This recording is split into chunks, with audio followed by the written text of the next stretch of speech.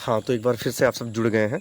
देखिए, जो आज का अगला क्वेश्चन था वो था शिखर वो क्वेश्चन था वो था शिखर सम्मेलन में चीन विध्वंसकर्ता बनना चाहे तो वह भी स्वीकार है।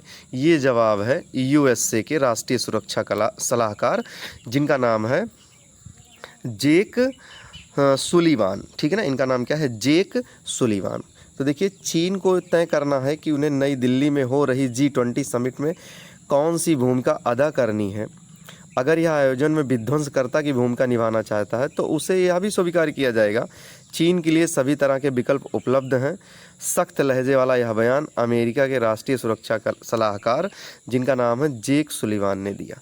ठीक है ना, क्योंकि आपको पता है कि G20 हो रहा है और वो कहाँ इसका आयोजन हो रहा है? दिल्ली में। ठीक है ना, दिल्ली में इसका आयोजन किया जा रहा है और वहाँ पर 20 देशों के जो है प्रमुख भाग ले रहे हैं, जिसमें हमारा देश जो है मेज़बानी कर रहा है।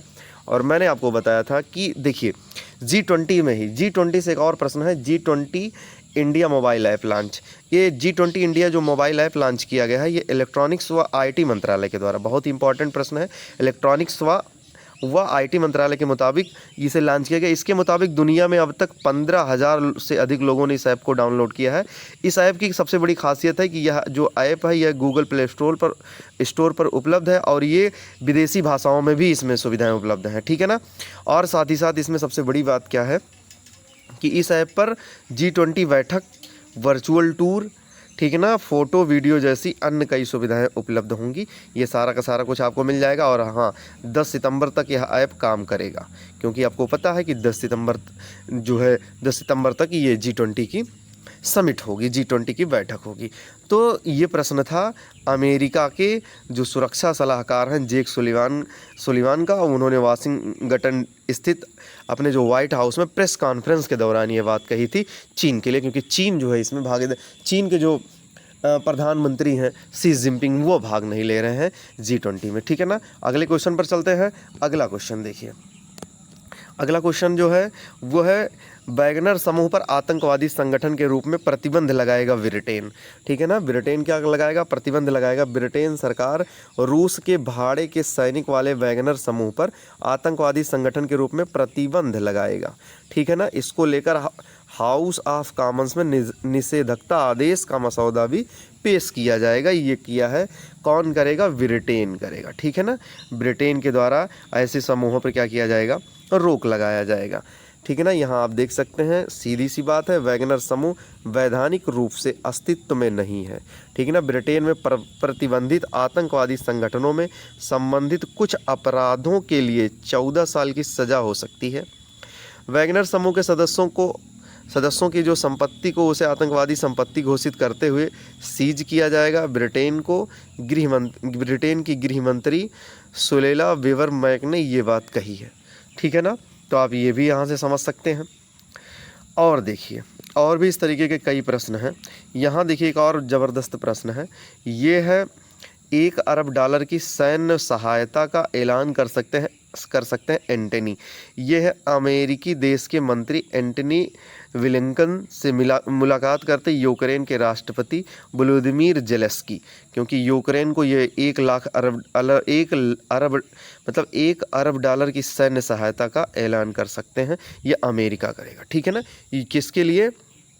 ये करेगा जो है यूक्रेन के लिए। ठीक है ना, ब्लिंकन की यूक्रेन यात्रा के बीच रूस के हमले में 16 की मौत हो गई थी। आपको ये भी पता होना चाहिए। अगले क्वेश्चन पर चलते हैं।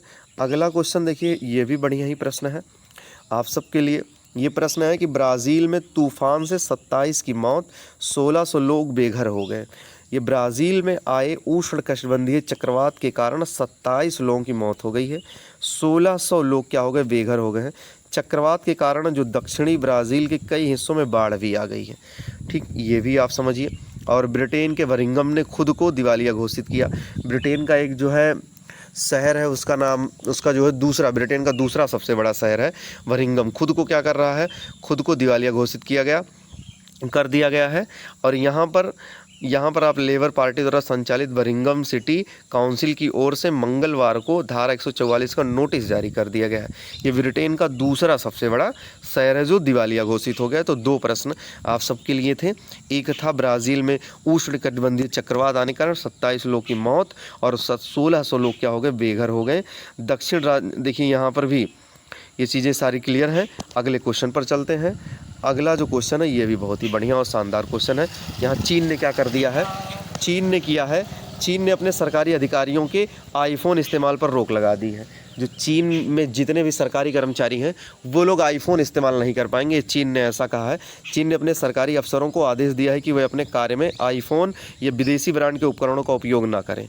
अब ये विदेशी ब्रांड के जो है उपकरणों का उपयोग ना करें, ये बात किसने कही है, चीन ने कही है। क्योंकि आपको पता है कि जो ये आपका आईफोन है, आईफोन एक अमेरिकी कंपनी है और अमेरिका और चीन के बीच इन दिनों क्या है, तनाव है। आप यहाँ देख सकते हैं चीन और अमेरिका के बीच बढ़ते तनाव के बीच यह आदेश जो है विदेशी कंपनियों की चिंता बढ़ा सकता है।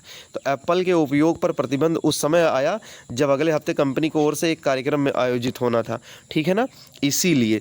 और जैसे ही ये बात कही चीन ने, तो कहीं ना कहीं इसे अगर बात करें शेयर की, तो देखिए शेयर कितना हो गया, सूचना के सामने आते ही एप्पल का शेयर 1.5% तक गिर गया।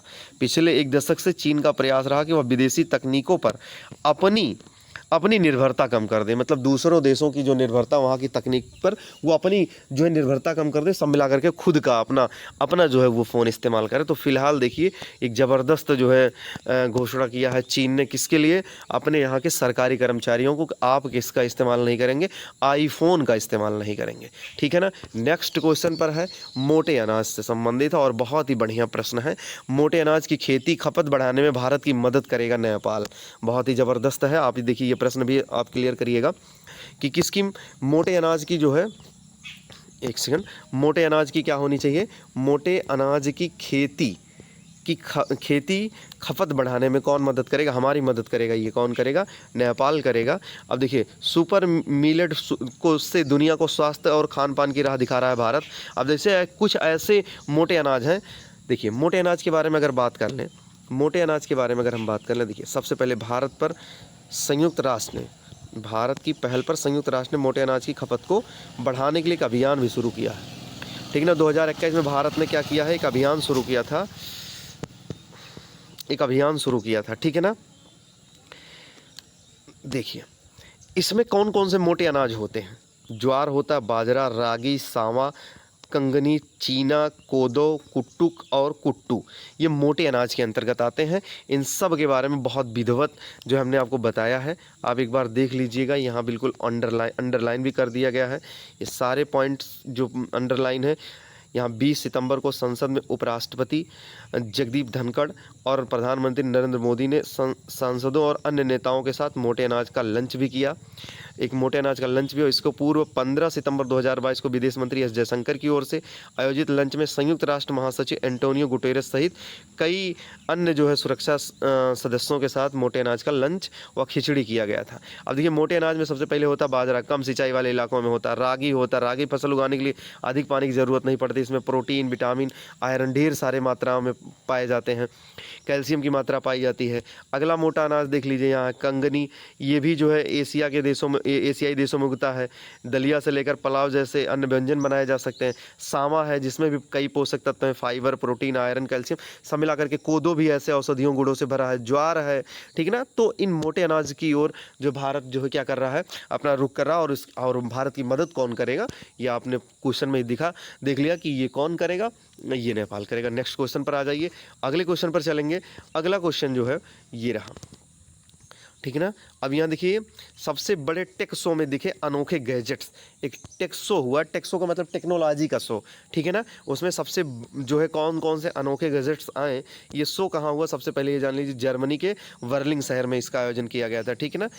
2023 इलेक्ट्रॉनिक और होम अप्लायंसेस टेक्सो का आयोजन 1 से 5 सितंबर के बीच जर्मनी में हुआ था। इसमें तरह तरह के टेक्नोलॉजी आधारित जो है बहुत सारी चीज़ें देखने को मिली, जिसमें लेनोवा जिसमें देखेंगे Lenovo season 9i gaming laptop भी आपको देखने को मिलेगा। ठीक है ना, ऐसे कई सारे हुए, लेकिन जो इससे इंपॉर्टेंट प्रश्न था ये जो है शो कहाँ हुआ, तो ये हुआ जर्मनी के बर्लिन शहर में हुआ था। ठीक है ना, नेक्स्ट क्वेश्चन पर आ जाइए। अगला जो क्वेश्चन है जी, अगले क्वेश्चन पर आ जाइए। यहाँ है, सुकपा से हरे भरे होंगे स्पीति की घाटियाँ व लद्दाख के पहाड़। ये सुकपा क्या है, तो देखिए 20 वर्षों के शोध के बाद, सीधी सी बात यहाँ देखिए, 20 वर्षों के शोध के बाद वैज्ञानिकों की कसौटी पर खरा उतरा जूनिपर्स पोलीकार्पोरस, दूर होगी ऑक्सीजन की कमी। तो ये सूखी टहनियाँ व पत्तों का उपयोग धार्मिक अनुष्ठान में भी करते हैं। ये छोटे छोटे पेड़ हैं जो लद्दाख में, देखिए छोटे छोटे पेड़ हैं जिनका जो है उपयोग कहाँ किया जाएगा, लद्दाख में होगा। हिमाचल प्रदेश के दुर्गम जिले से इसकी उपयोगिता की जा रही है, लद्दाख में इन्हें लगाया जाएगा। और देखिए ऑक्सीजन की कमी को दूर करेंगे, मरुस्थल को हरा भरा बनाएंगे ये सभी पेड़, जिनका नाम है सुकपा। ठीक है ना, इसका नाम क्या है, सुकपा। तो ये जैसे 4500 मीटर की ऊंचाई पर भी ये उग सकता है, तो इसीलिए ये क्या करेंगे, अच्छा इनकी जो लकड़ियाँ होंगी, सूखी टहनियाँ होंगी, पत्ते होंगे, तो इनके पूजा अनुष्ठान में भी ये काम में आएंगे। अगला क्वेश्चन देखिए, अगला क्वेश्चन है 14 लाख वर्ष पहले इंसान ने पत्थर को बनाया था गोलाकार। ये देखिए हमारे जो पूर्वज हैं 14 लाख वर्ष पहले इंसान ने क्या किया था, पत्थरों को भी कैसे बनाया था, गोलाकार बनाया था। ठीक है, गोलाकार बनाया था। आप देख सकते हैं स्क्रीन के ऊपर आपको दिख रहा है। उबेदिया पाषाण युग के पुरातात्विक स्थल, उबेदिया पुरापाषाण युग के पुरातात्विक स्थल से मिले गोलाकार चूना पत्थर की यह तस्वीर इजराइल के यरूशलेम में स्थित हिब्रू विश्वविद्यालय ने जारी किया है। ठीक है ना, ये जो अभी आपने देखा ऊपर की जो पत्थर को गोलाकार बनाया है हमारे पूर्वजों ने, ये इजराइल के यरूशलेम में स्थित हिब्रू विश्वविद्यालय ने जारी किया था। ठीक है ना, अगले बात चलते हैं। अब ये देखिए, ये भी बढ़िया प्रश्न है। अतिथियों के विमान को लैंडिंग में प्राथमिकता। जब G20 शिखर सम्मेलन होगा तो अभी आपको पता है कि दिल्ली पूरी तरीके से प्रतिबंधित किया गया है, कुछ शहरों को, जैसे कुछ ट्रेनों को रोका गया है, ठीक वैसे ही अतिथियों के विमान को लैंडिंग में प्राथमिकता, क्योंकि विमान को उतरना है तो उनकी लैंडिंग को ध्यान में रखते हुए सबसे पहले अतिथियों के विमान को। ठीक है ना, विशेष व चार्टर विमानों की कुल संख्या करीब 50 होगी। और आप देखिए अतिथियों के आगमन का सिलसिला शुरू हो चुका है। इसे देखते हुए रात 12 बजे से रात 12 बजे दिन तक विमानों की लैंडिंग में प्राथमिकता मिली रहेगी। 10 सितंबर तक अतिथियों के प्रस्थान तक। आपको पता है कि 10 सितंबर के बाद पूरी तरीके से अतिथिगण चले जाएंगे, क्योंकि G20 का जो शिखर सम्मेलन है वो। अगला क्वेश्चन देखिए, यह प्रोफेसर पांडे बने DU हिमालय अध्ययन केंद्र के निर्देशक। इनका भी नाम आपको जानना, प्रोफेसर पांडे बने DU हिमालय अध्ययन केंद्र के निर्देशक। ठीक है, निर्देशक बने हैं दिल्ली विश्वविद्यालय में। भूगोल में प्रोफेसर विंध्यावासिनी पांडे को केंद्रीय हिमालय अध्ययन केंद्र का निर्देशक बनाया गया। यह केंद्र हिमालय क्षेत्र के अध्ययन और अनुसंधान के लिए काम करता है। ठीक है ना, हिमालय के अध्ययन एवं अनुसंधान के लिए काम करता है। विंध्यावासिनी जो पांडे जी हैं, इनको बनाया गया है इसका निर्देशक। अगला क्वेश्चन देखिए, 8 सितंबर से 10 सितंबर तक सुबह 4 बजे चलेगी मेट्रो। ये सब G20 शिखर सम्मेलन की वजह से हो रहा है, क्योंकि G20 शिखर सम्मेलन को लेकर 8 से 10 सितंबर तक मेट्रो का परिचालन सुबह 4 बजे से शुरू किया जाएगा। ठीक है ना, 9 और 10 सितंबर को बंद रहेगा सुप्रीम कोर्ट व मेट्रो स्टेशन। तो आप ये भी जानिए 9 और 10 को क्या रहेगा, सुप्रीम कोर्ट और मेट्रो स्टेशन बंद रहेंगे। कहाँ पर, दिल्ली में। ठीक है ना, ये आप देखिए मेट्रो ट्रेन 30 मिनट के अंतराल पर मिलेगी। 6 बजे से सभी लाइनों को मेट्रो पूरे दिन समान समय सारणी के अनुसार चलेंगी। ये सारा का सारा जो है जानकारी आपको मिल रही है। और साथ ही साथ सुप्रीम कोर्ट, पटेल चौक, मेट्रो स्टेशन, पार्किंग 8 सितंबर सुबह 8 बजे से 11 बजे तक, दोपहर 12 बजे तक बंद रहेंगे। ठीक है ना, ये सारी की सारी जानकारी आपको मिल रही है। अगले क्वेश्चन पर चलिए। अगला देखिए, ये देखिए ज़बरदस्त क्वेश्चन है ये भी। पैकेट में एक बिस्कुट कम होने पर कंपनी को देना होगा 1 लाख रुपए का मुआवजा। अब एक बिस्कुट कम होने पर ITC को अब उपभोक्ता को 1 लाख रुपए का मुआवजा देना होगा। ठीक है ना, 1 लाख रुपए का क्या देना होगा, मुआवजा देना होगा। अब इसका भी कारण है क्योंकि चेन्नई निवासी तमिलनाडु के चेन्नई निवासी दिलीप बाबू ने मनाली के एक दुकान से सड़क पर घूम रहे आवारा कुत्तों को खिलाने के लिए सनफीस्ट मैरी लाइट का एक बिस्किट का पैकेट खरीदा था। कुल 16 बिस्किट होते थे, लेकिन इस व्यक्ति को एक बिस्किट कम मिले और इन्होंने क्या कर दिया, केस कर दिया। ठीक है ना। और जब इन्होंने केस किया तो जवाब मांगा, पूछताछ हुई, तो देखिए सही जवाब ना मिल पाने के बाद उन्होंने उपभोक्ता फोरम में शिकायत कर दी थी। और इसी की मतलब इसी के आधार पे अब आप समझ सकते हैं कि कितने 1 लाख रुपए का जुर्माना जो है हो जाएगा, जो भी इस तरीके की गलती करेगा। अब देखिए आईटीसी कंपनी हर दिन 75 पैकेट के बिस्किट अपने पैकेट में कम डालती है। हर दिन कंपनी द्वारा 50 लाख बिस्किट पैकेट का उत्पादन किया जाता है। ऐसे में हर दिन कंपनी 29 लाख रुपए की धोखाधड़ी कर रही है। और जब धोखाधड़ी कर रही है तो वह अपने माल देखो वह अपने माल के वजन के आधार पर देती है। कंपनी ने अपने पैकेट में बिस्किट का वजन 76 ग्राम लिखा, जबकि वास्तव में वो कितना है, 15 बिस्किट वाले पैकेट में केवल 74 ग्राम बिस्किट ही मिले। और इसी की वजह से ऐसा हुआ है। ठीक है ना। और एक बिस्किट कम होने से कंपनी को 29 लाख रुपए धोखाधड़ी कर रही है। तो इसीलिए जो है उपभोक्ता फोरम ने क्या किया, एक बिस्किट कम होने पर कंपनी को 1 लाख रुपए का क्या देना होगा, मुआवजा देना होगा। ठीक है ना। अगले क्वेश्चन पर चलते हैं। ये देखिए, ये इंपॉर्टेंट प्रश्न है आप सबके लिए। लद्दाख में सबसे ऊंची मैराथन में आज दौड़ेंगे धावक। और ये लद्दाख सबसे ऊंचाई पर है।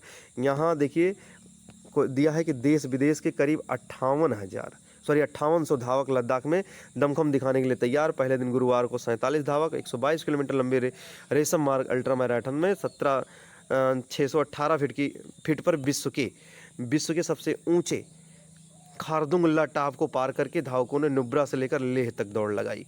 ठीक है ना। तो आप ये भी जानिए कि कहाँ पर हो रहा है ये दौड़, लद्दाख में हो रहा है, सबसे ऊंची मैराथन। ठीक। अगले क्वेश्चन पर, अगला क्वेश्चन है ये महाराष्ट्र में जरांगे की मांग के लिए बनी समिति, ये जातियों को लेकर के एक तरीके की समिति है। ठीक है ना। मनोज जरांगे पाटिल, इन्होंने मांग की है कि जो मराठा साम्राज्य है को कुनावी समाज का जाति प्रमाण पत्र दिया जाए। कुनबी समाज का, ठीक है ना, कुनबी समाज का इनको जाति प्रमाण पत्र मिले।